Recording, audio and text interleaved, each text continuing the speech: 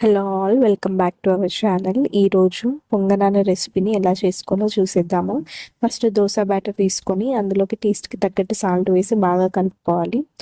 ఇందులోకి 1 కప్పు వరకు ఆనియన్స్, సన్నగా కట్ చేసుకున్న పచ్చిమిర్చి, అలాగే కట్ చేసుకున్న కరివేపాకు, కొద్దిగా క్యారెట్ తురుము వేసి వీటన్నిటిని బాగా మిక్స్ చేసుకోవాలి. ఇప్పుడు స్టవ్ మీద పొంగనాల ప్యాన్ని హీట్ చేసుకోవాలి. ప్యాన్ హీట్ అయ్యాక కొద్దిగా ఆయిల్ వేసుకోవాలి. ఆయిల్ హీట్ అయ్యాక ఇప్పుడు పిండిని ఒక స్పూన్తో ఇలా కొద్దిగా వేసుకోవాలి. ఒక 3 మినిట్స్ వాటిని కదపకుండా ఫ్రై చేసుకోవాలి. 3 మినిట్స్ తర్వాత వీటిని స్పూన్ హెల్ప్తో టర్న్ చేసుకోవాలి. ఇప్పుడు మరొక 3 మినిట్స్ వీటిని ఫ్రై చేసుకోవాలి.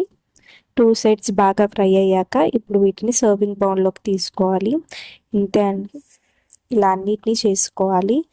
చాలా సింపుల్గా అయిపోతుంది అండ్ మార్నింగ్ టిఫిన్స్లోకి అయితే చాలా క్విక్గా అయిపోతుంది. ఖచ్చితంగా మీరు కూడా ట్రై చేయండి.